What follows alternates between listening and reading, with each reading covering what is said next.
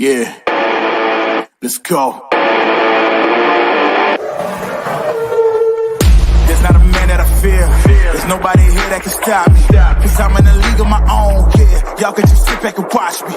They know who I am, they can't imitate. Don't stay in your lane, I'ma set it straight. I'm putting my way to the top. You get in my way, you know that I'ma renovate. You know I'm about to lock it. All my monster they was looking for just like the Loch Ness. They gon' knock me off the throne, they better stop it. They can never reach me where I'm at, I'm in a rocket cockpit. In other words, you can't touch me. It's like I got the ball and it's probably. And you won't see me when I'm coming through. You can't stop me, I'm running through. I'm untouchable, yeah, I'm untouchable, yeah, I'm untouchable, yeah, I'm untouchable, yeah, I'm untouchable, yeah, I'm untouchable, yeah, I'm untouchable, yeah, I'm untouchable, yeah. Feed, fight, both from. I'm the giant that they running from. Taking shots, I think they jump the gun. If they go against me, then they done. You cannot handle this. I don't think you can picture the damages. I'm the one that's gonna be in first place. You gon' need first aid. Think you need bandages. You know I'm about to lock it. All my monster they was looking for just like the Loch Ness. They gon' knock me off the throne, they better stop it. They can never reach me where I'm at, I'm in a rocket cockpit. In other words, you can't touch me. It's like I got the ball and it's probably. And you won't see me when I'm coming through. You can't stop me, I'm running through. I'm untouchable, yeah, I'm untouchable, yeah, I'm untouchable, yeah, I'm untouchable, yeah, I'm untouchable, yeah, I'm untouchable, yeah, I'm untouchable, yeah, I'm untouchable, yeah.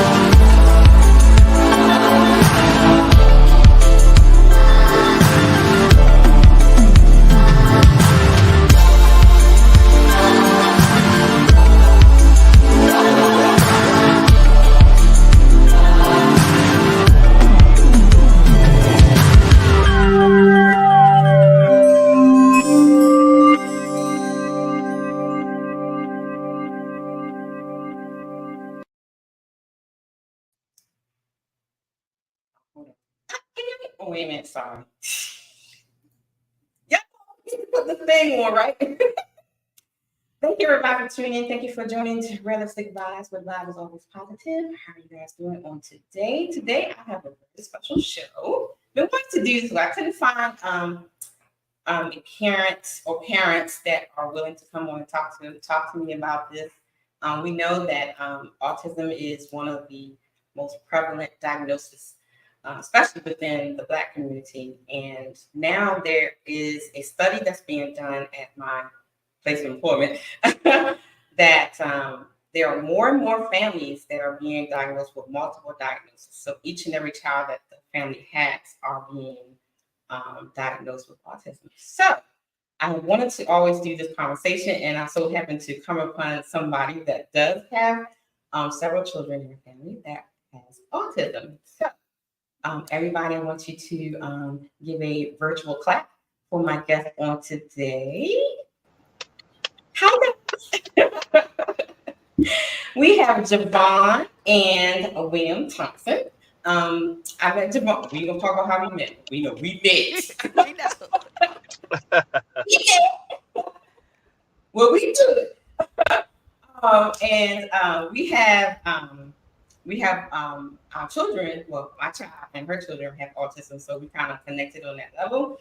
And I'm so happy to also have their father here, so that we can get from the male perspective about going through this journey with your children with the autism diagnosis. So, having said that, ladies first, go ahead and introduce yourself, shout out your channel, and all that other good stuff.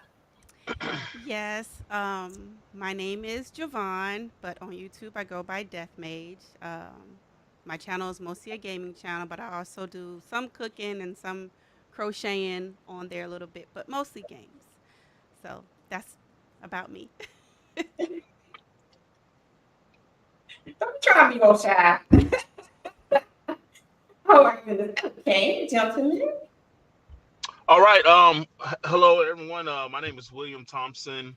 I don't have a YouTube channel, but I watch a lot of YouTube. Uh, a little bit about myself. Retired military, 21 years, and I'm currently a representative at the VA, processing veteran claims. I love my job. Um, love my children. The best, I would say, the best job in the world is being a father, being a parent. And I take a lot of pride in that. So, just happy to be on this journey with the two of you today, and let's get this discussion going. All right.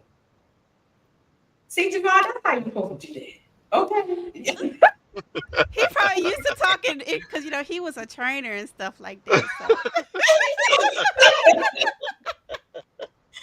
All right, get down to it, because I know that the mister has to go. We can't keep him out here all alone. So let's get down to get to know, but you guys met, get married. First baby comes.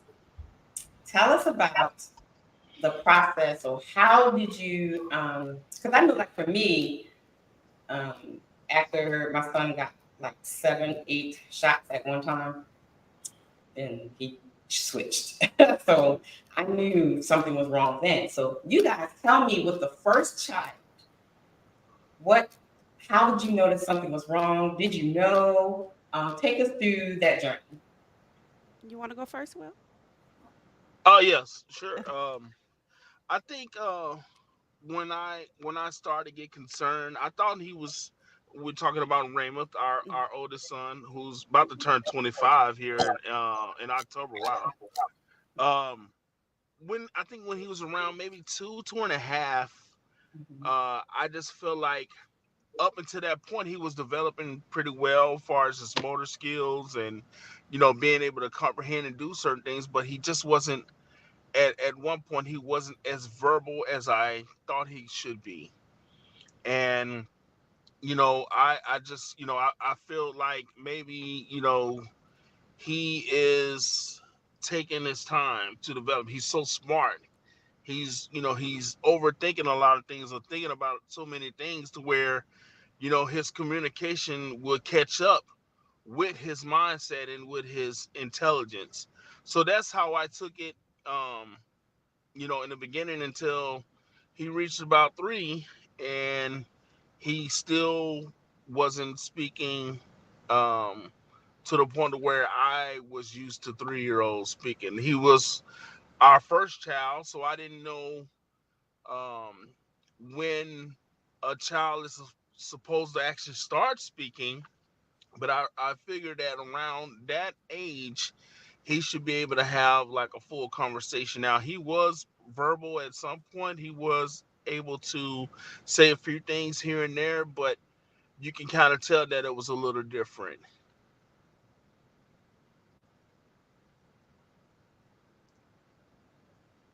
Miss, how you still there? Oh, okay. Um, yeah, pretty much what he said. I so just a little bit of background.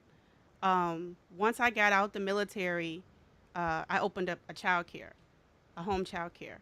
Um, and through that process is how I could pick it up, because I'm teaching all these other children around his age, and he wasn't picking up like just basic stuff like songs and things like that. Nothing I would think is too hard for a 2 or 3 year old child, you know. So I took him to the doctor, and this is when we were living in California. Took him to the doctor, and they were more concerned about him being bow-legged. And the doctor straight told me that, well, boys usually develop slower than girls. Now, I'm different.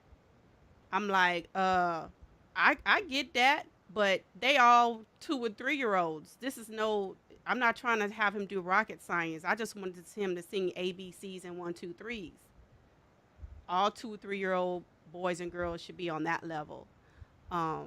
Then it wasn't till we moved to Texas, and when I started working outside the house, um, he was going to a child care, and the child a person in the child care was doing a development thing with other children there, and they noticed him because he was lining things up and stuff. And they was like, when I went to pick him up, they was like, "Can we meet with you?" As I was like, "Sure." And they came to me and they talked to me. I said, "Yeah, y'all could come to my house," because I always had a feeling, but the doctors were worried about something else. And then that's when it confirmed. When she came to the house, it's called it's ECC, early child. I can't remember what it was, Will, something like that, right? When It's they the came I to the think it's house, equivalent. I think it's equivalent to what they have now as early prevention. yeah, and they came to the house Yeah. and they did some stuff, and that's when they actually confirmed Raymond was autism, along with our second child, who wasn't in school or childcare yet. So Oh, so you already had your second child. How old was your second child at that time? they're like a year apart, like a year and a half apart, something like that, because Okay, she y'all were was, busy. Okay, y'all yeah, were she, busy. Y'all, look, y'all were busy. military do Y'all were that. busy. He was 3, she was 2. So Yeah. Okay, so at the same time, they evaluated both kids, both of the children, and so they yes, diagnosed both of them. yes, at the same time. Yep. So after that,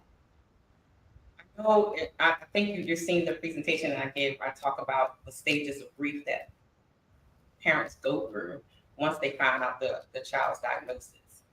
Did either one of you experience, some of the stages of grief, the denial, the grief, you go through a little bit of depression, you really don't want to accept it. So did you have any type of anxiety about what your life is about to change to? Or was there any type of confusion? Kind of give us a little look into that. Okay. You want to go to first one? I guess. I was a little confused because I didn't know anybody in my family. Because they asked, "Do you have anybody in your family?" Or like, "No, I don't recall anybody in my family being autistic or anything like that." Um, I'm really good at hiding stuff, how I feel. So my depression and my anxiety and things like that, I really didn't discuss with Will. A lot of that I just hid, just dealt with it. And my thing was, okay, what's next? What's my next move? What's this? Whatever. Anything I was feeling, I just kept to myself. Um, I don't know why I'm like that, but it's just what it is. I was just full focus on, okay, what's next? I think the military kind of with that was just like, okay, the world got to keep going. So what's next? I can't sit and soak all day. You know, which probably was a bad thing. We probably should have just talked about our feelings like that, but we didn't. At least I didn't. So I just kept it going. William? Oh, oh yes. Almost immediately because I knew about autism, just by learning about it while I was in school. And in the beginning, I didn't really know how to accept it. So I felt like, um, it was something that I did, maybe something that I took, maybe a vaccination that I received, and I passed it on when we had children and they were affected by that. It was just a multitude of things that was going through my mind at the time. But however, I was still very optimistic, and Givenchy would tell you this. I always say that they can probably grow out of it. There's a chance that they'll grow out of this. And I just feel like it will make its turn for the better. Was praying about it, and just it was really tough. It was really tough. Um, especially when they were younger, and trying to be able to fit in with other children that didn't have this diagnosis. As a parent, it's almost like you feel like you want so much for your kids, and at the same time, you feel completely helpless on trying to give them a better life. That's what I was thinking at the time. But eventually, over time, I had to realize, like, my son and my daughter are special. They're special kids. They're blessed.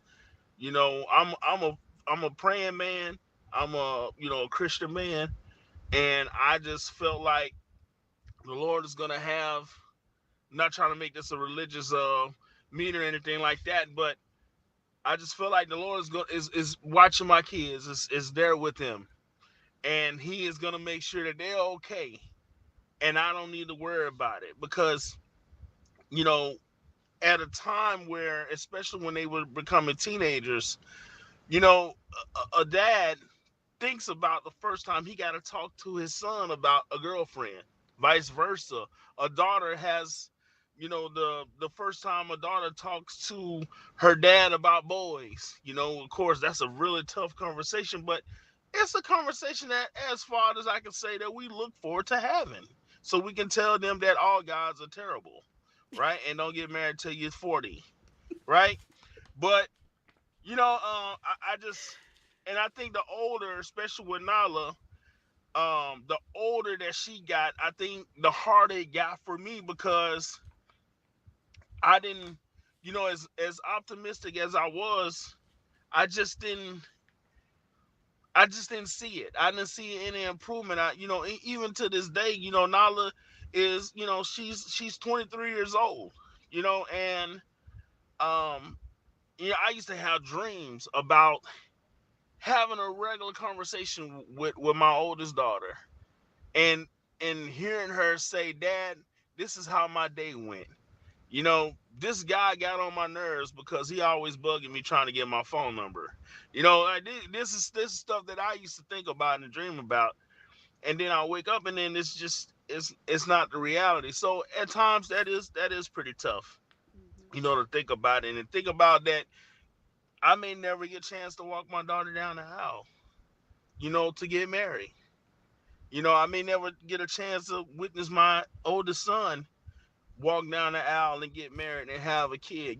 They're at when I was their age, when we were their age, we had them already, Yeah. right? We Yeah. had them already. So I'm 46, 45 years old. I almost gave you Javon's age. I'm You go 45 before. years Yeah, yeah, right. Yeah, y'all make me feel. Oh, okay. Just turned 49. old. I'm 40. I'm 45 years old. I'll be 46 in August. And is I see my brothers and they're grandparents already. All three of my older brothers are all grandparents. Um, and I see how much joy they have. Being called Paw or Grandpa or I see that and I'm like, man, that is lovely. But at the same time, I love Raymond and Nala. They both have character. They both they have their challenges, and Javon knows this. Um, you know, uh, but they're special. And I'm gonna tell you something. By having them has made me a better person. That has made me a better person. I can't speak for Javon, but I think it has for her as well because we've been knowing each other since we was 19 years old. Yeah. So I Almost our mean, whole life. yeah. so I to me they made me a better person. They made me a more patient person. So I'm thankful. I'm blessed. I don't look at it as as a curse. I look at having them as a gift. They are amazing. They are amazing, and sometimes it's difficult to understand, difficult to deal with from time to time, especially Nala. Nala's a little more critical than Raymond. Raymond is hilarious. Raymond is funny. He is stuck in his way, and he is very, very, very serious.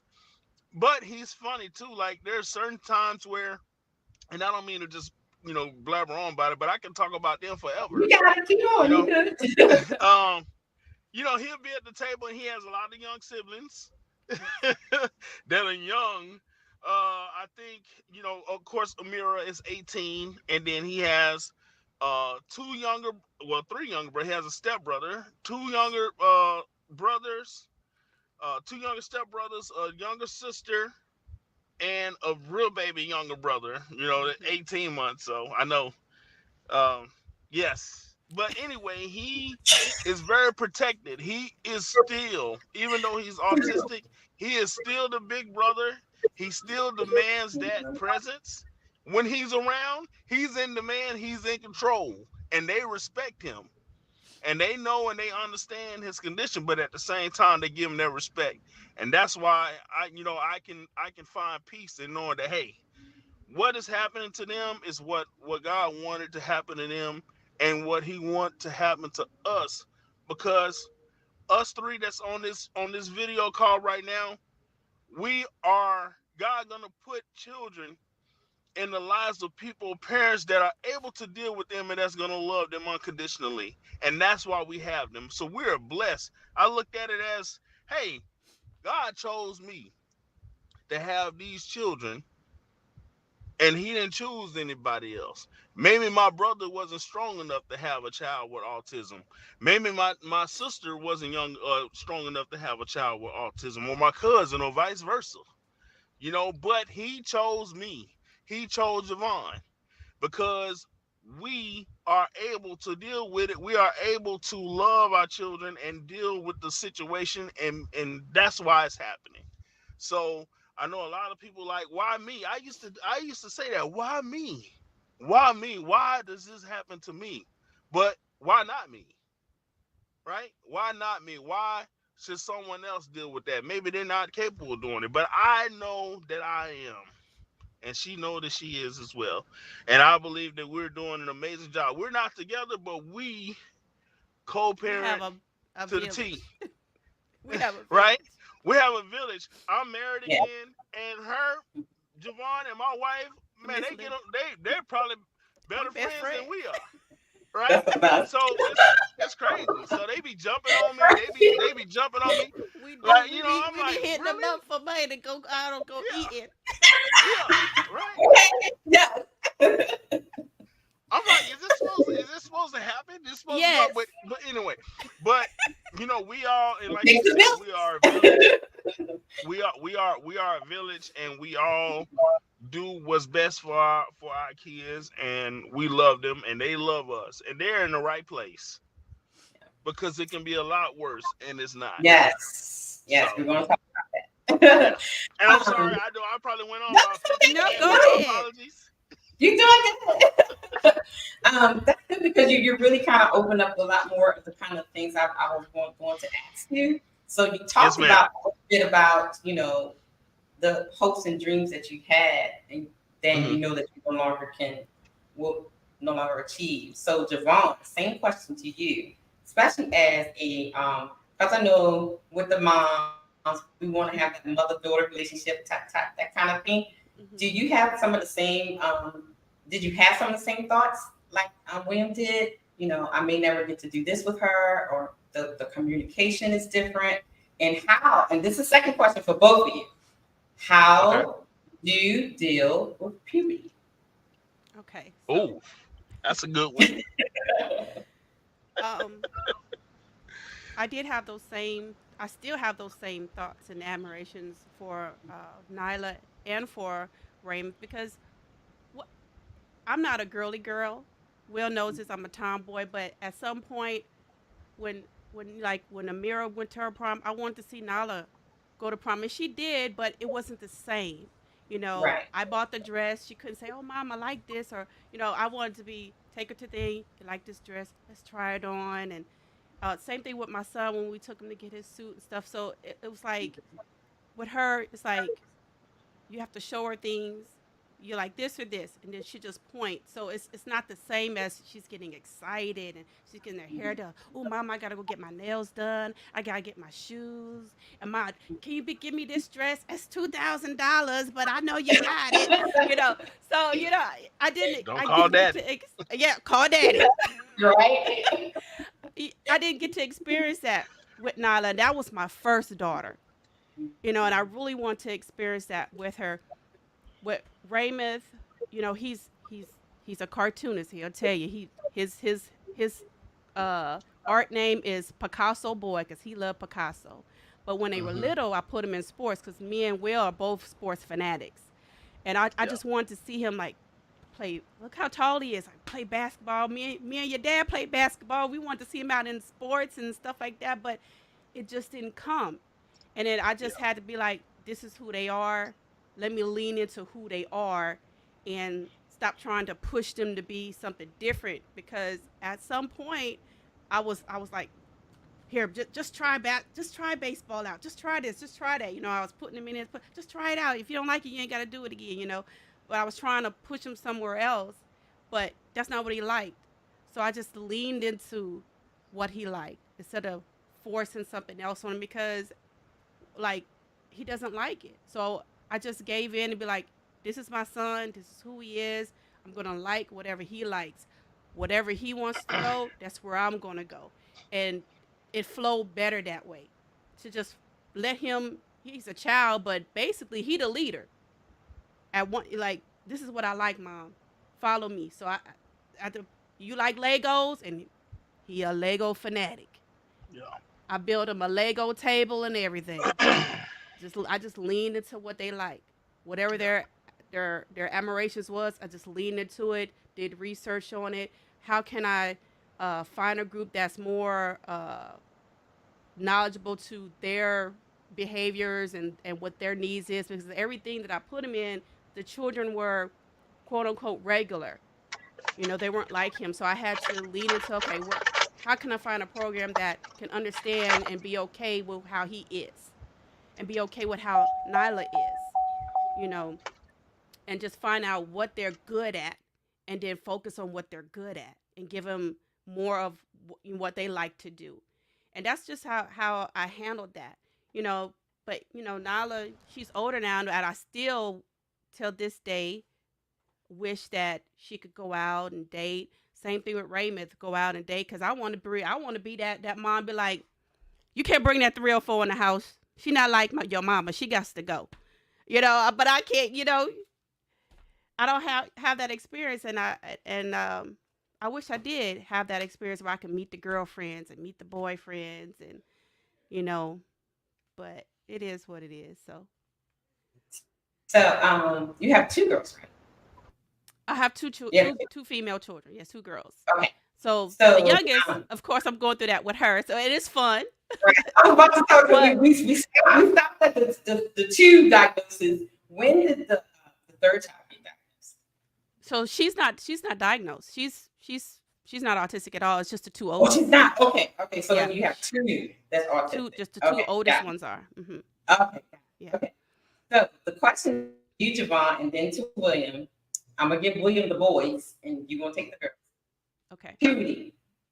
How Okay. did that go? How is that going with the puberty? You know, the menstruals and the boobs, and all that. How did you finagle So that part? the boobs wasn't a problem. The menstrual was the problem. Um, because she's going to school. Well, she was in school. Uh, the pad thing wasn't working.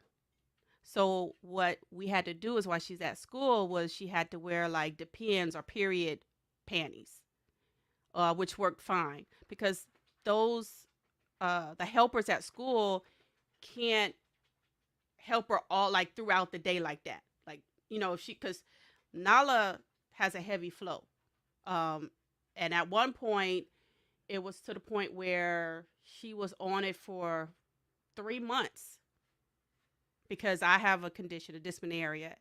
So I think she probably has it too. And the school called me because they were concerned. And I had to take her to the doctor because the school said, you got to take her to the doctor. And the doctor said the same thing that I said. Well, she's hormonal. If she's having a lot of pain or whatever, they bring her back. But eventually it kind of regulated itself out, but it was rough. And her little sister's trying to help. Is because she said, "Oh, Mom, I just thought you wore the pad one time a month, like one pad in a month." So she was trying to help her put it on when she was little. We can only wish. We can only wish. So, but yeah, the period thing was very rough. It's worked itself out now, and she'll go in and she'll change her pad or change her period panties. Me personally, for a child with autism as severe as Nala's is, I prefer the period panties for her.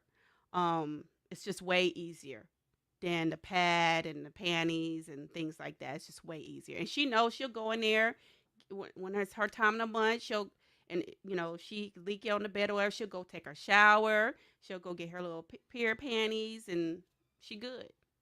So do you think having a routine, putting a routine in place is helping her to be able to do that on her own by having a routine? Yes, routine and changing from the pad to the period panties actually helped. Okay. But all my kids are very into routine because I'm into routine as well. So it was just like, we got to get this together because it was very hard when she was in school. But like I said, she ended up catching on to it. And it was like, okay, I need to change. But the reason why the period panties is great is because she doesn't know how often she needs to change a pad. So that's why the period panties are great because, say for instance, I'm not home, she may not go in there and change it 2 or 3 times. So that's why the period panties are fine because they hold a little bit more. So when I get home, I could change, be like, hey, now let's go change a thing or whatever, versus just the pad. She may do it and she may not. So I prefer the little panties. And I send them when they go visit Will. I send everything she needs with him. So, and I don't know if he have any issues. I remember one time he might have had issues with the hair, but the hair in the swimsuit. But he made it through. But Yeah. Your turn. Puberty. Let's hear it. well, Miss Ty, I know you. You gave me for the male version of, Mhm. but let me reiterate on with Nyla. Okay. Uh, and she knows. So I remember this one time I wanted to pick them up, and I think this is right shortly after Nyla had started having her periods, and Mhm. so she kind of pulled me to the side and was mentioning that to me, and I was like, wow, this is the first because I didn't know what to expect. I never dealt with it, and as we know, Nyla's my oldest daughter, so it's the first time. So Mhm. it was a challenge, but I was up for it and made it through. And even to this day, even now, I asked Nyla, and even though Javon she send whatever she needs, I keep a stash for myself as well. Mhm. Mhm. Mhm. Um, so it was different. It was different, but what I'm gonna do, I'm gonna applaud my baby girl with Javon, Amira, who I mentioned that turned 18, and she had to grow up really fast. She had to grow up really fast, and she helped me out a lot when they all came down. Uh, she is Amira is, I want to say, almost 5 years younger than Nyla, and I would say as a 7-year old, especially an 8-year old, Amira was assisting Nyla when she was with me. When it came to that, when they would take a shower, when she would take a shower, when she needed to change herself or whatever, Amira was right there. Because although I'm a dad, I kind of distantly monitored. I use that the whole situation because she was still a teenager, and I wanted to build that separation from being an adult male and a teenage female. So it was a challenge, but we made through. But I was a little uh feared in the beginning because I never done it before. But I was thankful that we made it through that situation. Now on the other end, the son, when he got into puberty, you can tell the change in his voice, the change in his um demeanor. You know, I would say Raymond, yeah, he going on 25. That's my baby boy in the back. He's going on 25, but Raymond has been, I would say Raymond been a grown man since he All was his life. 12, 13 years old. He's been an adult 12, 13 years old to now. And I think when with him feeling that way, he he's very dominant. He wants to be in charge, and with that, when he knew that he wasn't in charge, sometimes he had some drawback. And I Mhm. think he definitely had that with his mom.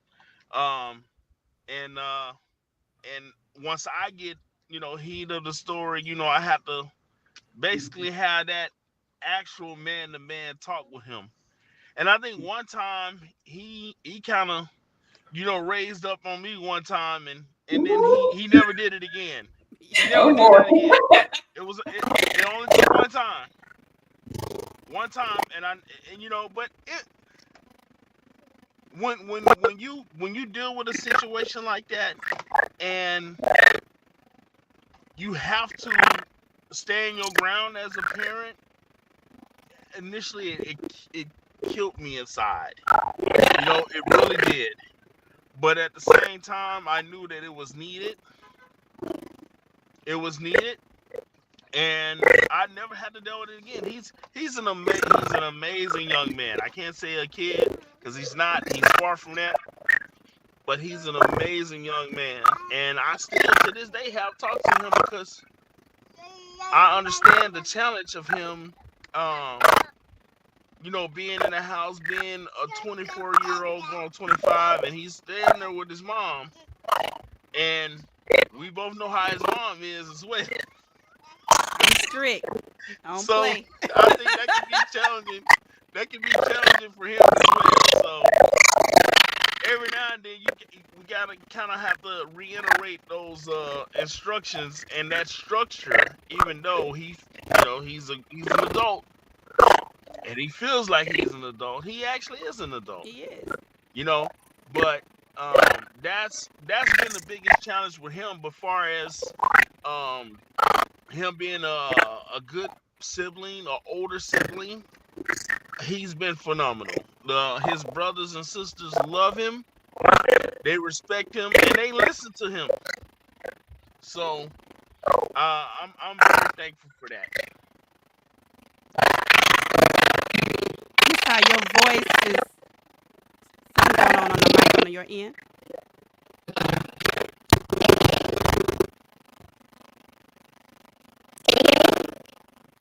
It's like I can hear, but it's like real crackling.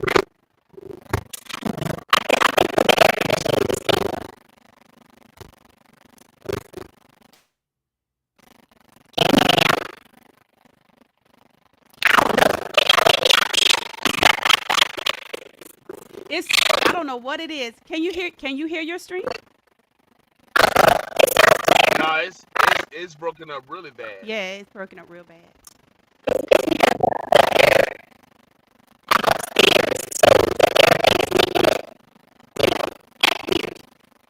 But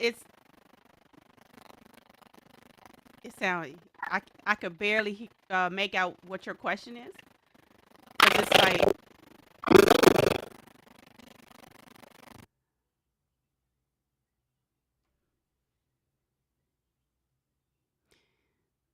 Well, I see Miss Linda. Let me talk to Linda. Hey, girl.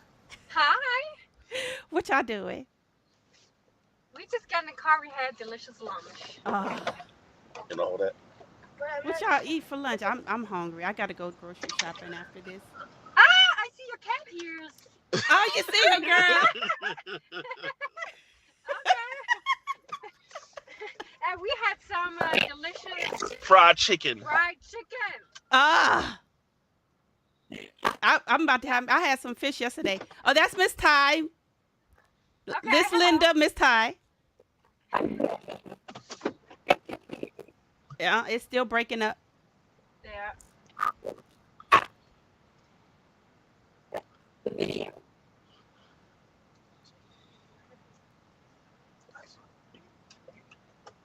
Is it not the Bluetooth? I don't think it's the Bluetooth. No. Okay. No, I think that's on Miss Ty's end. Yeah, it's on Miss Ty's end. Okay. All right. Is this a one-time thing? If you spend a little bit of time with Cindy Jensen, you can tell just how much she loves her children. She's given up everything in order to raise them, which is a full-time job.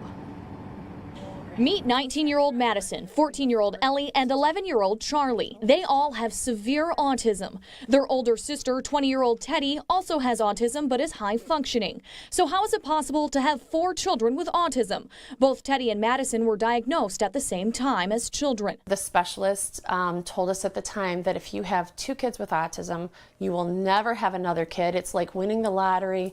Don't worry about it. You'll have healthy children after that. That didn't happen. Ellie was born with autism. Charlie came as a surprise. He too has autism. I love him more than you can imagine, but it's so stressful. On bad days, the children have meltdowns. They have no way of verbalizing their feelings or if they're in pain. This is the only way they can. It is so extremely hard to feel trapped, to feel alone, and to feel like this is going to be the rest of my life, that I am never going to have even a little bit of independence for myself. Cindy works every day to make sure they have the best life possible. The nice thing about autism is you celebrate every little baby step. She hopes sharing a little bit of her life and her children's lives will open people's eyes and show people just how truly amazing they are. We have so many things that we can give to the world. My children are all artists. There's so many positives to autism, but we also need to help people that are really struggling. And Allie, it sounds like this mother has been through so much. What is her secret to overcoming these obstacles? Well, she has a great support system. She does have people come by the house during the day to help her take care of the children. She says she has great best friends, a supportive husband, great family to help her out. And another thing that's getting her through this all is educating people. She has a YouTube page. You can check it out on her website at wxyz.com.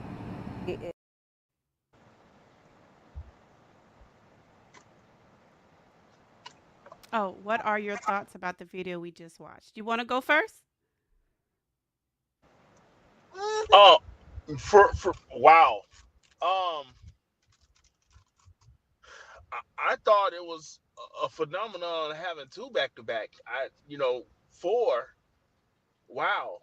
Um, I kind of felt the mother's pain a little bit when she you know stated that she don't think that she'll ever be able to have any type of independency. But I don't think that's the only thing that she's concerned about, because there has to be other factors that are included with her thoughts. Like I mentioned before, the possibility of not being a grandparent. Um, I still have that possibility because I have other children that doesn't have autism.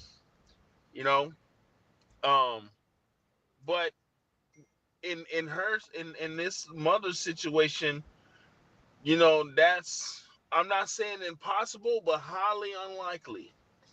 And her having the young children now, you're not really thinking about that, especially when you're mostly ingrained with dealing with them now as children. You're not really thinking about, okay, 20 years from now, um, what are their lives going to be like? What is my life going to be like? Uh, so I really feel for her, but I will definitely pray for her and hope that she has strength, and hope that she comes to the realization that, you know, she has four autistic children for a reason. And she has to know and realize that it happened to her because it maybe can't happen to anyone else. And it shouldn't, and it's not supposed to happen to anyone else, and it's supposed to happen to her. So that falls back into, the not just the why me, but the why not me. For me, I understood exactly what she said. Well, because I've been raising our children since they were born until now. And sometimes you want a break. You want time to yourself. Now, when my children were younger, that's not the thought that crossed my mind. But now that they're older, sometimes yeah, it does cross my mind because I don't get that same privilege as other parents whose children are adults. My children or our children are here, and I'm going to be parenting our children for as long as I live. Um, on my situation, it's hard to navigate dating. If I just want to take a vacation, it's hard to do. Pretty much everywhere I go, my children go to. So I understand where she's coming from with that, because there are at times I feel like I want some time to myself, but I can't really have that because my children need me 24/7. Especially Raymond and now, they need me 24/7. Um, there were times I remember I was working for Blue Cross. I had to take off work for 6 months because Nala was in a bad place and she needed me home. So I've missed out on a lot of job opportunities that could have brought my career further than what it is. But I chose to have kids at the end of the day. So regardless if they have a special need or not, my children come first all the time. That was one of the reasons why I got out the military, because they, they wouldn't work with me and Will. Both of us was doing military. They wanted to send both of us out to sea. And I'm like, and we had to do a parent program where we had to pretty much have somebody else legally take care of our child if we both went out to sea. That's not what I wanted. It's my child. I'm raising my child. So I got out the military, raised my child. If I have to quit a job to raise my child, quit a job to raise my child, but in the, now that they're older, you would think, okay, now I can get a little break, but that doesn't happen for parents that have children with special needs. There's no break. There's no break. You either in it or you not. And that's how I always felt. I'm in it. That's just it. So how did you deal with education system? What are some issues you had to address?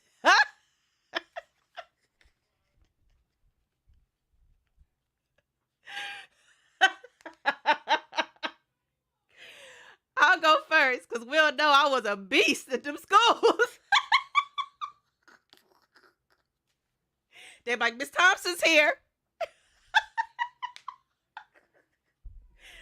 Look, I didn't play when it came to them teachers or them schools, because they will put your child in a classroom and don't say nothing to them. And I've seen classrooms growing up in school where they put all the kids that they didn't know what was wrong with them in one class, and them kids just do whatever they want to do in the classroom.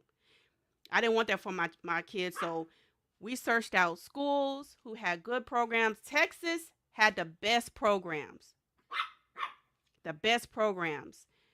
When I moved to Louisiana, I was in them people's butt because Nala was taking sign language because she's pretty much nonverbal. So she was taking sign language. She was taking music therapy when we was in Texas. We moved out here. They was she can't take sign language because she's not deaf. What that mean? So what? So it was a lot of programs that they don't have out here that they had in other places. But anytime I had an issue with them people, I would schedule a conference. They got tired of seeing me all the time. Even in Texas, one time, Nala slapped a teacher. We remember that time Nala slapped that teacher. Anyway, that teacher deserved to be slapped. I ain't telling that, but I was laughing. Nala had burped or something in class, and I just don't think the teacher liked her. Nala had burped in class, and the lady was always sending bad progress stuff home over little small stuff. I'm like, I thought you were supposed to be trained. She just burped. So the last thing we had to come up to the school because she slapped a teacher. And I was like, I had to apologize, but in the back of my mind, I was like, you deserve to get slapped. But I'll be on them teachers, and even with Amira, her school, I'll be on it. But I can tell you this, because of the way we've raised our children, there has never been a school, an adult, or anybody that has said any negative things about my children when it comes to discipline. Every school that they have ever went to, there's like, oh, if we could just have 20 more students like this, 20 more kids like this, 20 more parents like y'all. So yeah, I am strict, but my kids are blessed, and people don't turn us away when we come down the road. So I got to tell you that. They know her kids are well behaved. You see some children that have special needs, they can't take them to the store. They can't take them to the movies. They can't take them out to eat. Since they were babies, we took them everywhere. And we'll know.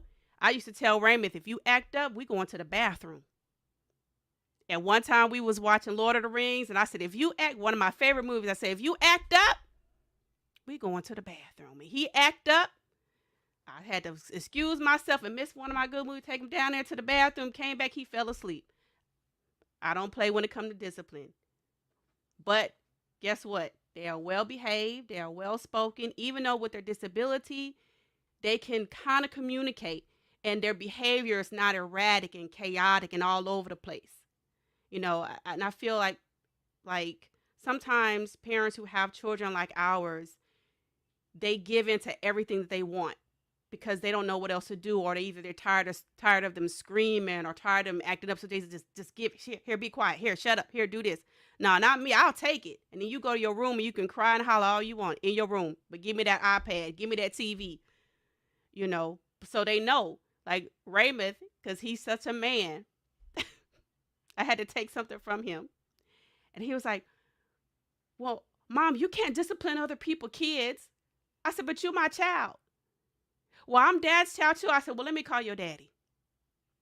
Let me call your daddy." I said, "I will send you to your daddy."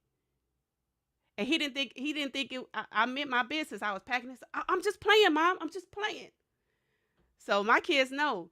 One time he was acting up in school, and I don't know, he did something to the teacher, and he would draw these pictures to make up because he was our little drama king. He would draw these little pictures to make up for being upset or whatever.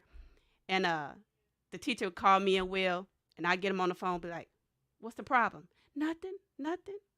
So we never had a serious problem with school or education, but when it comes to them ICP meetings or whatever, those were the worst, because they try to put your kid where they think your kid should be, and I'm like, "No, my kid needs to be here. This is what needs to be done, and this is what I want." You got to tell them what you want. Don't let them just give it to you. You are at the house with your children all the time. If you don't know your child or know their weaknesses or their strong points, you got a problem, because the school system do not care about your child as much as you're going to care about your child. So if you know their weaknesses, you know their strong points, you know them more than the school should know them. So you're like, "Nah, this is my son, this is my daughter, this is what they need, and this is what's going to help them in life." I used to tell them that all the time. I said, "I do not want my child to have a certificate. They need a high school diploma." Because Louisiana was trying to give them a certificate. Like, no, I want them in the high school diploma program. And they got their high school diploma. So that's how I dealt with them. They was upset I was there. "Miss Thompson here." I ain't care. Miss Thompson is here. The parent who cares. So.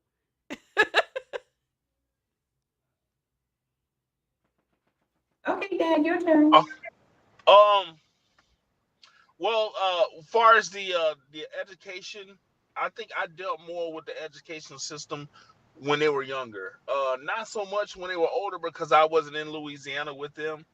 But what I can tell you about, the relationship I had with the educators in Texas when we were there, um, they were very cooperative. They were very organized, and they were very informative with communicating on the progress of our kids. With that being said, fast forward, they moved to Louisiana. They moved from Texas to Louisiana. That's when Javon has to be into into the progress, or ingrained with the progress of them within the Louisiana education system.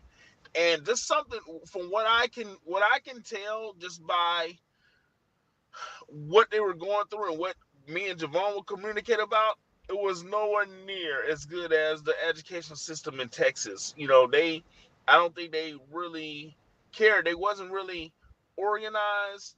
They wasn't, it's almost like the kids were just there, and they had people that was there trying to teach them that didn't know what they were doing, or two, they just didn't really care. That's not what I wanted to say, but That is that's what the it nice is. way to say it, right? But I think the issue with them was their ability to teach them things that they were gonna need to know as they progress within their educational journey, from grade to grade.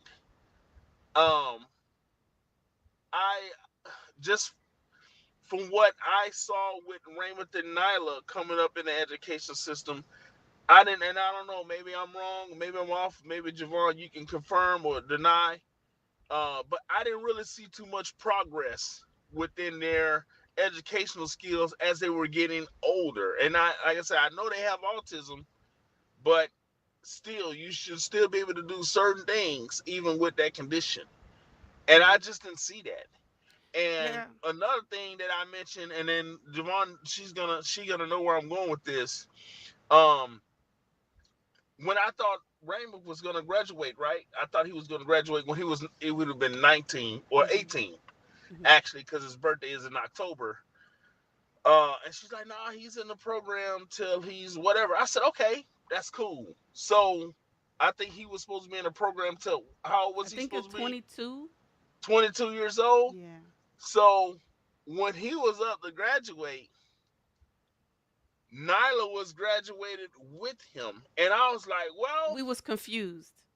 last time I checked, Nyla is two Exactly. years younger, almost 2 years younger than Raymond. So she should be graduating the same time as Raymond within that program. She should actually have been graduating this year Mhm.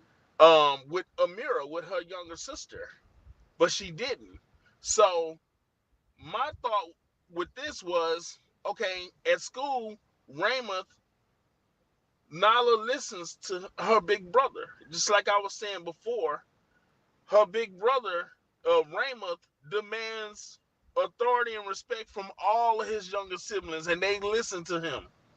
And just like Nala listens to him, and he's able to kind of, I don't really like using controlling, but he knows how to keep her calm and in order to do what she needs to do and what she's supposed to do. And I felt like the educators knew that when he was graduating, they didn't want to deal with that. They didn't want to deal with Nala because Rambert Exactly. was no longer going to be there. So they was like, well, he's gone, then she got to go too. I thought So that same thing. I felt like they kind of forced her out of that school program, Yep. you know, for the simple fact that they didn't want to deal with her anymore.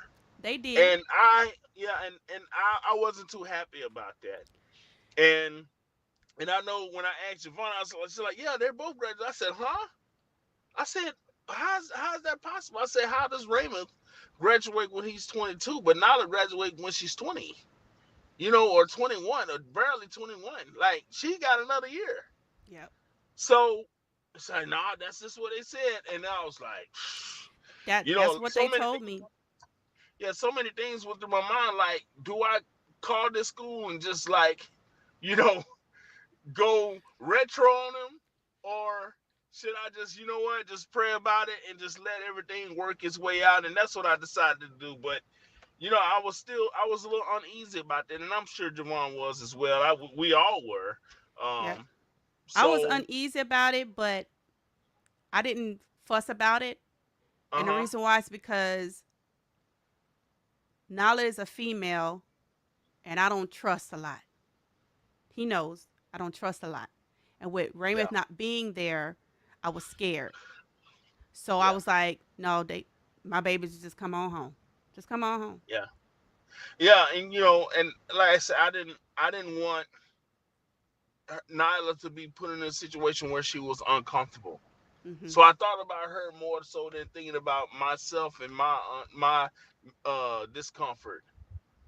So I just had to let it go. But that to me was the issue that I had, far as education wise, their progress as they got older and getting older in the grades, and the fact that they graduated hurt my daughter, who was almost 2 years younger than her older brother, at the same time, for the simple fact that they didn't want to deal with her anymore. Yeah. And it hurt, but like I said, it works its way out.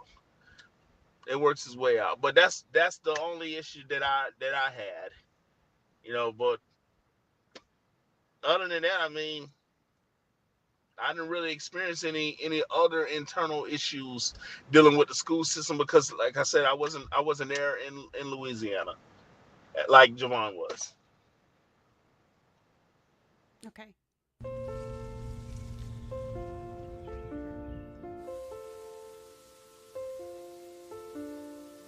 Part of the problem is when they're small, everybody seems to want to work with them, but when they get to a certain age and they become adults, they're not as much fun to work with anymore. And there's no place for them to go after school. Our son Andy is 29 years old and he has autism. He's sweet and kind, but he gets angry sometimes. We love him for who he is, and he is the reason we started this journey. The future is the big thing for us with Andy. We don't know where he'll live, what he's going to do. What happens to him when we're no longer here? That's our biggest fear. Sophie. And Ruth knew Hannah was autistic when she was about 6 months old. Nobody had to tell her. She knew from the eye contact, the whole bit. Hannah is sweet and funny and kind, and she is energetic and loves life in general, which is fun. People like to be around her because of that. So she's 20 right now. Kids get to go to school till their 22nd birthday, and then she'll graduate from school, and we're trying to prepare as best we can for that, which is enormous.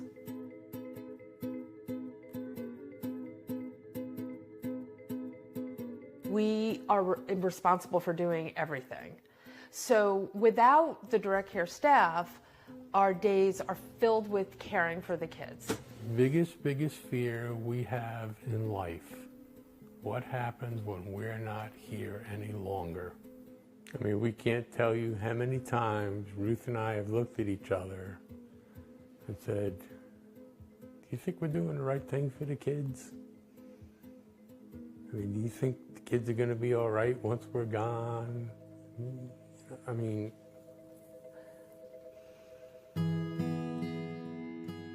When he was young,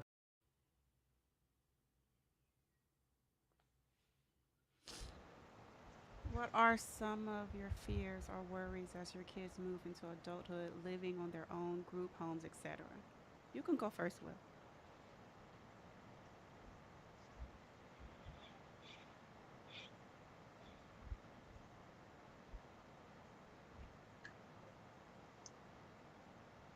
It's all right.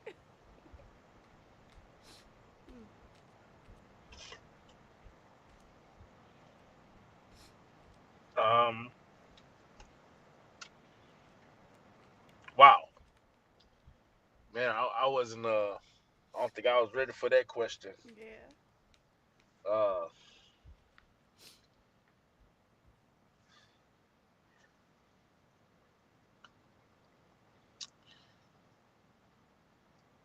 I worry about they safety. If I'm no longer here.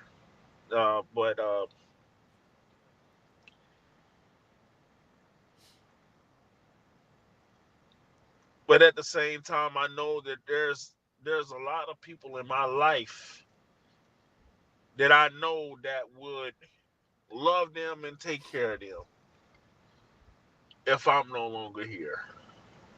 Uh, I have amazing children. I have amazing children. I have an amazing wife. Um, they have an amazing mom, amazing auntie, uncle. I just I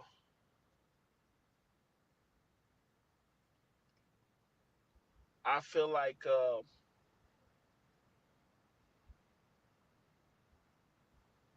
the fear of them having a normal adult life. I think that's what I fear about. Fear of them not having. That's what I fear more. Of them not being able to have a normal adult life and just being able to experience like some of the things that I've experienced. And I remember my mom telling me this because my mom grew up in as within an upper middle class family, which was very highly uncommon back during her time when she was growing up, and especially for a black family. But fortunately, her mom was very well educated, my grandmother, and her dad was, my grandfather was a hard worker and a hustler. I said I call it what it is, a spade a spade. Um, so they lived a really good life, but I didn't have the type of father that my mother had when she grew up, and my mother struggled with all of us. And I can see the pain. I can see the pain in her face when she realized that she couldn't give us the type of life that she had. And I knew that it hurt her as we were growing up. But as we got older, she was able to see what kind of life that we was able to provide for our children. She was able to see what type of parents we became and how we provided for our children. And that made her proud. And and I tell my children today, I tell them, I said, look, you know, we love y'all. And I'm gonna tell you something, the worst thing that can happen to a parent is them feeling helpless to be able to make sure that their child is safe and that they're not taken care of. And you willing to do anything that you possibly can to make sure that they're gonna be okay. You will take 100 out of 100 risk to do whatever it takes to make sure that your child is gonna be fine and gonna be safe. Not even thinking about it. Legal risk, I Yes. would say. I like to I like to reiterate that because I'm not selling drugs for anybody, Exactly. right? Um, but uh, you know, that's just something that still goes through my mind to this day. But as I say, I'm a praying man. I'm a Christian man, a man of faith, and I know that God is gonna make sure my kids are fine and okay. If they're in a group home, I pray that they're around good people and that they're taken care of. They have an uncle that's in a group home, and they take amazing care of him. He's not autistic. He just, he had an issue with drugs when he was young, and they got the best of him the older he got. And not right now he's paranoid schizophrenia. And we just seen him a couple of hours ago at church. He was there. You know, an amazing, great, kind-hearted man, but just had to deal with a lot of issues growing up without a father being involved and being in a life. He's a product of that. Uh, Everyone doesn't turn out that way. That doesn't have a father in their life, but he wasn't fortunate in that situation. But at the same time, he's fortunate now, and he's loved and he's cared for, and he has all this family that loves him and care for him and that looks out for him. And I believe the same is going to happen for my child, our children, if something was to happen to myself or their mom. Um, there was times where I was like, just you never want to outlive this. I hope this doesn't sound horrible, but this is just being honest. You never want to, as a parent, outlive the life of your children. But I will tell you one thing with doing that in a situation like this, you know what you're going to do for your children while they're here on this Mm-hmm. earth. You know exactly what you're going to do for them while they're here. And if they just so happen to leave before you leave, you know they're safe. And you don't have to worry about who's going to take care of them when you're no longer here. That's I think about that. Yeah, that's tough. That's really tough. That's really tough. But it's a reality when you in a situation like that. It's a big reality. And I've seen, a good friend of mine, he lost three children. And the pain that I saw in this man's face, I can do anything but inherit that and put myself in his position. And as I did that, that that pain there was so intense and so hard that I was affected by that for years. And they weren't even, I mean, they were like my children because he was my great friend I grew up with, my childhood friend I grew up with. And none of them had autism, but the fact that he lost multiple children at one time, not once did he say, why me? Not once did he say that. He took that. And I said, you know what? That's what I need.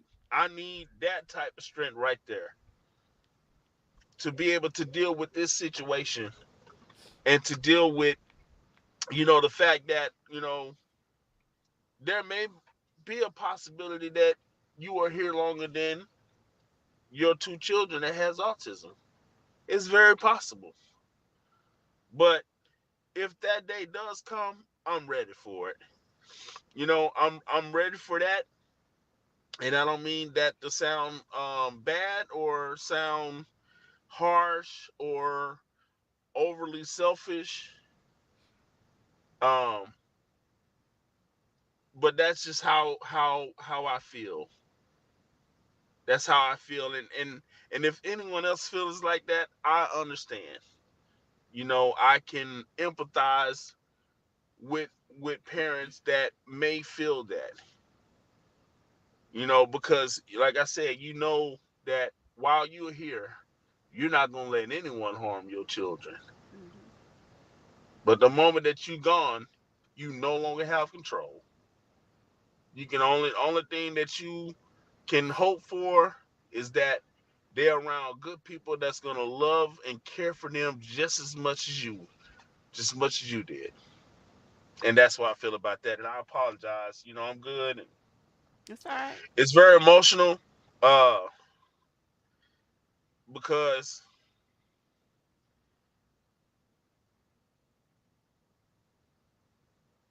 yeah, it's very emotional. I'm sorry. But I'm glad that we're talking about it to get that out because I think about this all the time. There's some times where I have some alone time, you know, um, and of course, I think everyone in this car know where I do a lot of my alone time, and that is the toilet. Yes, it is. Uh, and I think about things. I've made some really great decisions in the bathroom, Oh and God. I, I mean, Not a world, no. it sounds funny, but listen, I'm not a man alone. I'm not a man that stands alone. It's probably a man out there right now be like, you know what, I do the same thing, but he may not come out and say it here on the live stream like I'm doing it. I don't mind. So, but yeah. So I think about that. Think about things a lot, and sometimes I just be thinking about that in my head, and then I would get very emotional, and I would start crying. And I try to do these things on my own because I don't want to worry my kids. I don't want to worry my wife. I don't want to worry. Let's say if I'm around Raymond or if I'm looking at Nyla and these thoughts go in my head.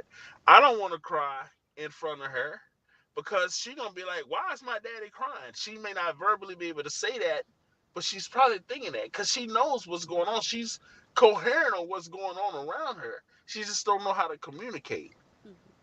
On what's happening around her. So um I just try to do everything I can to try to protect them and hold those emotions inside, especially when I'm around them. But it is a thought. It is a thought, but I don't ever want them to think that I don't love them, and I don't want them to think that I wouldn't do anything for them and that I don't want to ever be around them. No, that's not. That's never the case whatsoever. Never. You know,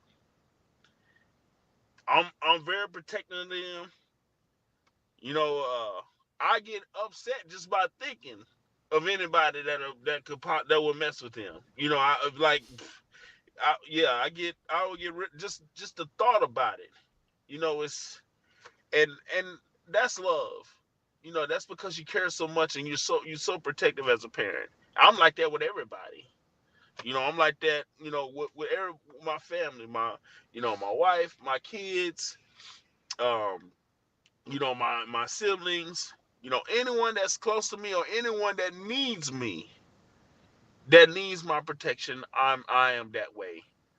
And when I feel like that's in danger or if that's at risk, then I worry about that. And that is my fear about adulthood in a nutshell. Just encompassing all those things and putting them together. Are they going to be okay when I'm gone? Um, what I prefer? Would I do I want to outlive my children? Can I handle knowing that I'm no longer going to be here if they're going to be safe? That is my ultimate fear, but it's a fear that I'm willing to accept. It's a fear and a challenge that I'm willing to accept as well. All right. So me and him have the same thought about that. I can remember watching yeah, if y'all don't remember the Ray Charles movie, and it started off when he was a child, and his mom, get out the way. His mom was like, I'm gonna raise him like I raise all my other kids, not like he has a disability. And that's how I did mine, because this world is very cruel. People are not going to treat your children like you treat your children. And when you're gone, there is no protection for them. So you got to raise them like a normal child. And I did that, or we did that, the best that we knew how, to raise them like they're just regular, normal children. Put them in things like they're regular, normal children. When they act up, discipline them like they're regular, normal children. Because when me and Will are gone, that thought is there all the time. Like, I don't know what I don't know what's going to happen. I sit in my room sometimes by myself and I think about that and I cry about that because I don't know. And I agree with him. Not that I would want to outlive my children, but at least I know they're well protected because I'm always going to be there, versus some stranger I don't know. And like, because you hear about that, what happens in these homes, what happens to, there's stories about females getting pregnant that are not well upstairs. How does that happen? I would kill someone. Oh, sorry, YouTube. I would bury someone over my children. Literally. I've said this when they were small. Will know I will bury someone over my children all day. I don't play about that. And that's my biggest fear, is putting them in a home or a group home. This is why, like, I hope by the time, if God take me from this world, my house is paid for. I will put it in the will that they own my house, and whoever comes take care of my children, they have a house to live in to finish taking care of my children. All of my they own my beneficiary plan. All my money go to my kids. So if you come take care of my kids, that's where the money at. I'm not just going to give anybody money and be like, take care of my, no, the money go to my children. My house go to my children. So if I ever pass away, guess what? At least I could say I tried to leave something to take care of them while I'm gone. Hopefully, but that's just something, it's hard to plan for that. Like, how do you plan for that when your children are not, they're in an adult age, but they don't function as an adult. They don't know how to take care of money or things like that, or bills. Like, how do you plan for that? So that father in that video, he's absolutely right. When your kids, when they little, everybody want to play with them. Oh, they're so cute. They're so cute. But when they adults now, they're no longer cute. This is real business.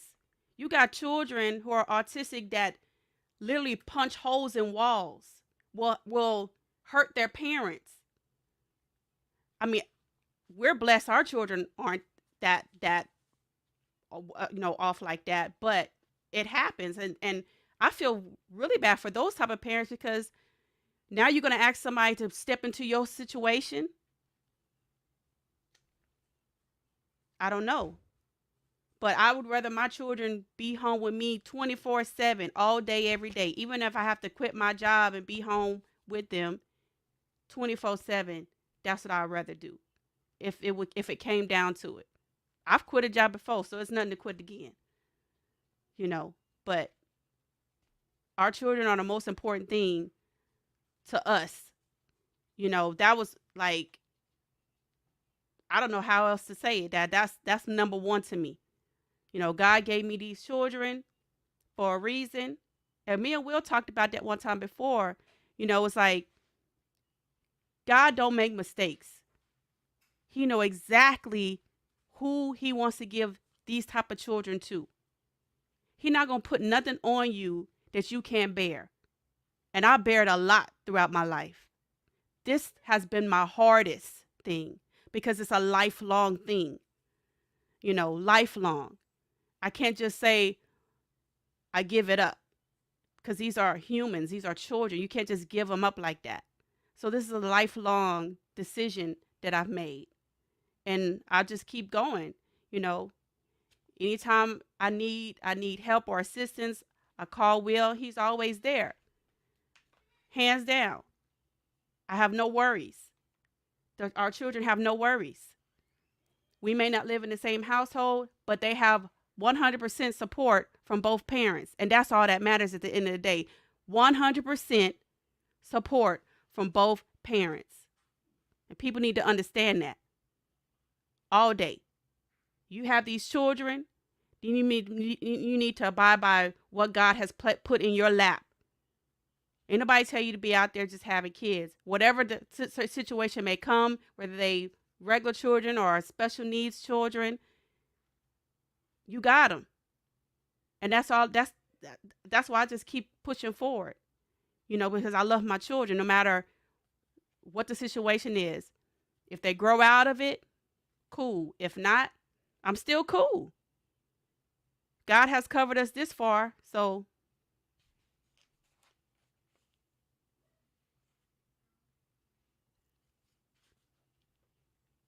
Okay, you say, can you hear me? I can hear you. Oh, you can hear me now? I hear you now. I don't know what. Oh, child. He said he has to get gas. And he'll be right. Yeah. So you keep going. If you have anything. But yeah, that's how I feel about them group homes. And yeah, I wouldn't even I wouldn't even want to put my mom in me either. Old folks home. You see what I did? My house is not that big, but my mama could come live with me if she got to a point where she couldn't live by herself. I just don't trust them places. I don't. And look, I take my mama from her own family. Yeah, they weren't treating her right. So I would have a house. Listen, it's 4 of us in here. Right. We got 4 bedrooms. We'll make room for my mama. I do not care. Like, I don't I'm trust. not putting my children in no group home. I'm not putting my mom in no old folks home. And Everybody you know what I going was to be thinking? whatever they I got. was thinking myself. I was saying like, if you want to live, you want to be independent. Okay, we're gonna put your little tiny house in the backyard. Exactly. Exactly. There you go. You're independent. You got your little tiny Exactly. house. And you know, we can make sure you okay. You And know, my but son, he got his man cave. He got his exactly, computer, right, his exactly. TV, everything. He about to get a refrigerator in his room. See, there you go. He don't need to go live Yeah. nowhere else. He fine. That's something I wanted to, bring that up because all of our kids are older. Mr. Caleb will be 20. Okay. He just like I don't know. Wait to calculate. And so, and they're getting older and we're getting older. right. So we have to really think about those things, especially with the way the world is now, child. Yeah, that's why I didn't mean to trigger y'all, but I wanted to hear, someone else's perspective. I know what I think and what I feel about it. I want to hear what somebody else feels about, Yeah, we've making talked the about this. separation and stuff like that. Me and him have talked about this that before, and yeah, that's not for me. That's not an option at all. Right. Yeah. Um, Mhm. I just can't see myself doing it. I just can't. Yeah. So, And especially because I know the stuff that goes on in these places. hmm I can't. I cannot. Even if it comes highly recommended and all they got all the bells and whistles and all the cameras.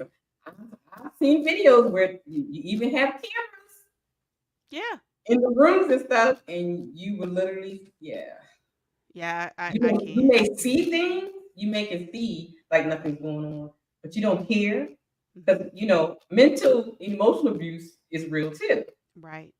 You don't know how they're talking to them or belittling them, making them feel bad, that kind of thing. See, Besides being physically abused as like well. So, Raymond may be able to stay by himself. mhm. Um, and like Will said, he a man, so he gonna speak his mind. He Right, been right. like that since I'm telling you, girl. He been like that since he was little. I used to say, whatever woman that he married gonna have to be on her p's and q's because he ain't playing. Look, let Right. me tell you. Look, my mom likes to watch uh HGTV. They build houses and stuff, right? Yeah, yeah, yeah. And That's one of my so favorites. you saw in the picture the little girl he's standing next to, right? Her name Precious. That was his girlfriend in school, or his little friend. Okay. So we went on a trip, me, my mom, and the kids, and we stayed at a hotel. She was watching HGTV, and now he ain't never watched. He used to watch cartoons, but he watching it, and they build a house, and he say just out the blue, "I'm gonna build me and Precious a house." I said, "Oh, you real?" I said, "Okay." Look, most Okay. kid, look now. He's special needs, but he understand You what a man's understand. supposed to do. He said, "I'm gonna build Exactly. my girl a house." I said, "You go Okay. ahead, build your girl a house." Do your thing, baby. Yes. But he go out, he cut the grass, he take the trash out, he walk the dog. He do the things a man's supposed to do around the house. Look, when I come home from work, he come out, "How you doing, Mom? How was your day?" He greet me at the door.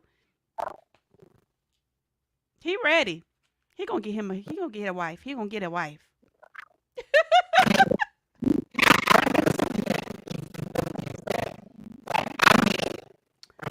Oh, you done broke up again, Miss Ty.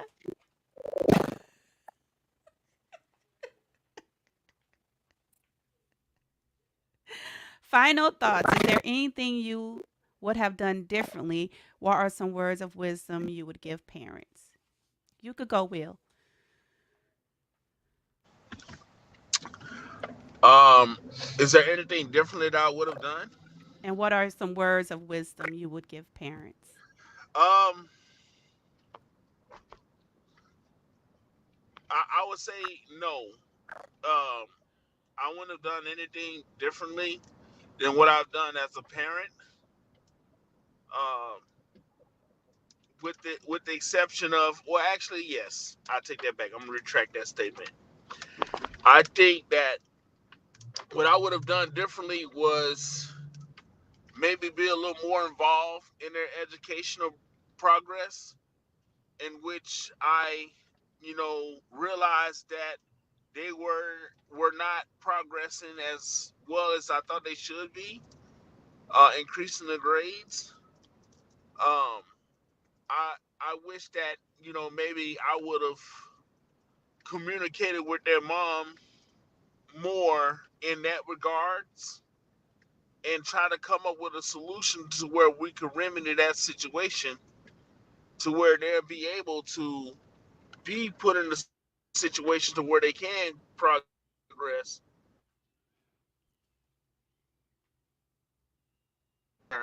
going to the programs they were going to in Louisiana. And that's not a knock at Louisiana educational system, I knock it. because I don't believe that I don't believe that every educational system in Louisiana is terrible. I just think that um, certain educational systems are in need of overhaul, and it needs more intuitive training within their system and within their educators that are dealing with children with special needs. Um, but I just think that I should have probably been more involved in that differently. And then some words of wisdom for parents. Just know that you are chosen for a reason.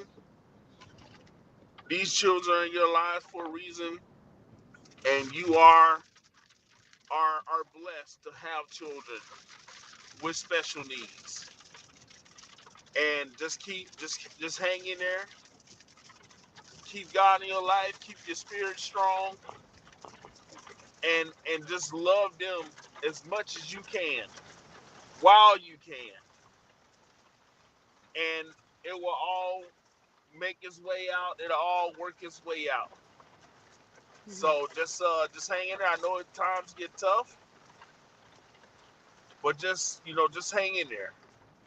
It's gonna be all right. Everything's gonna be okay, and that's what I have.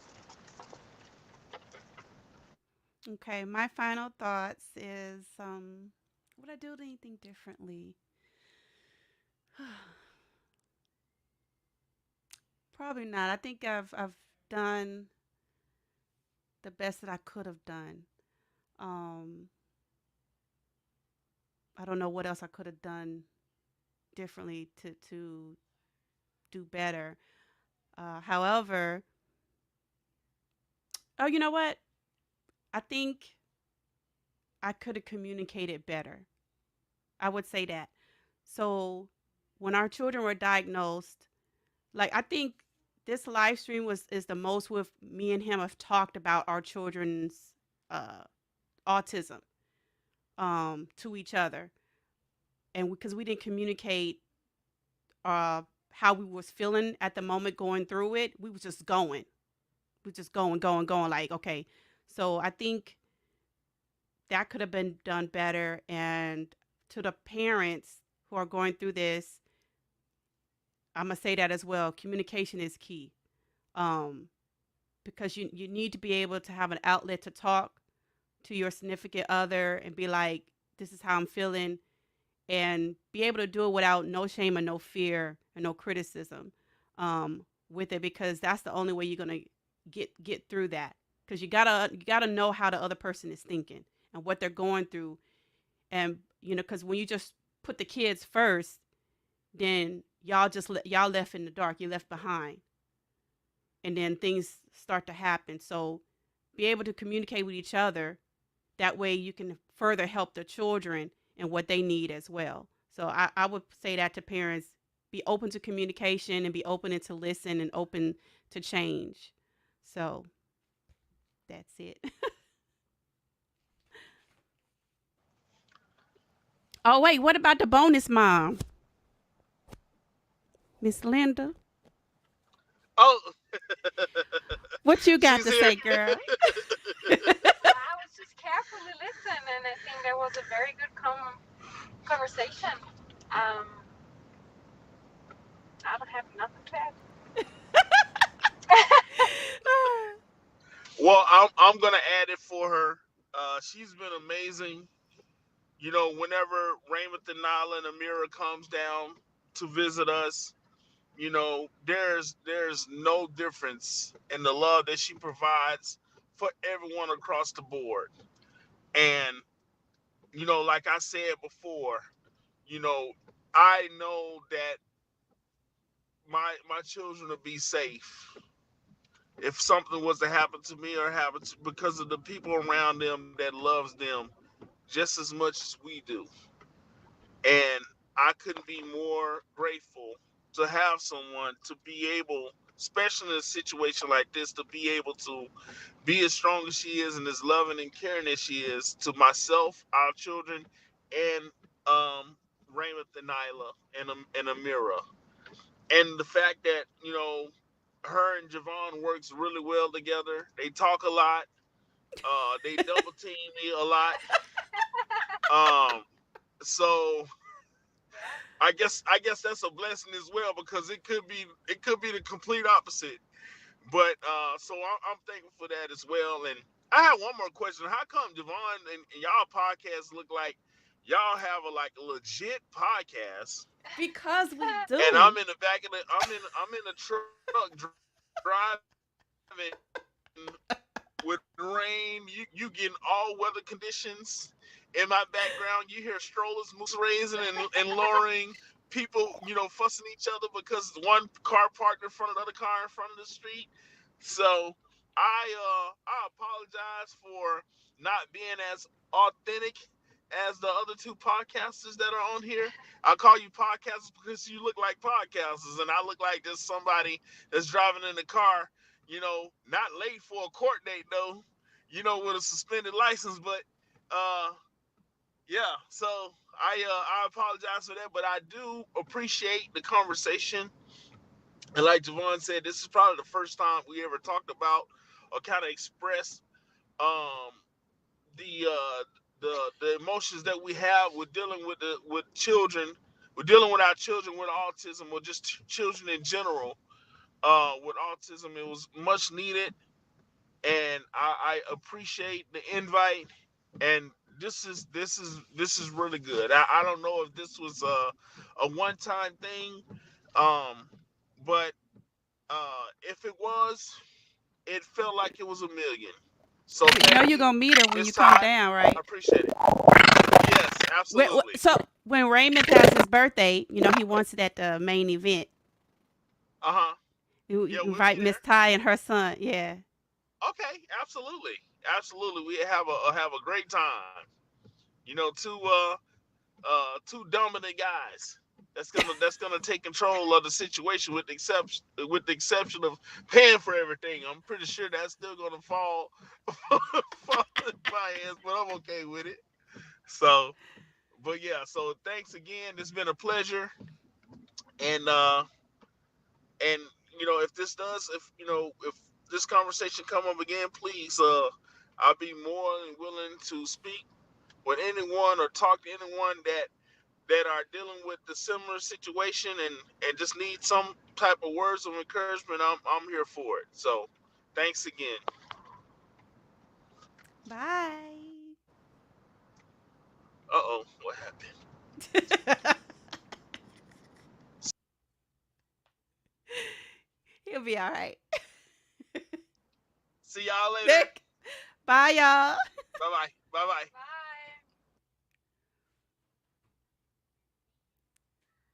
I'm going to call you. I can't hear you. It's gurgling. Just call me.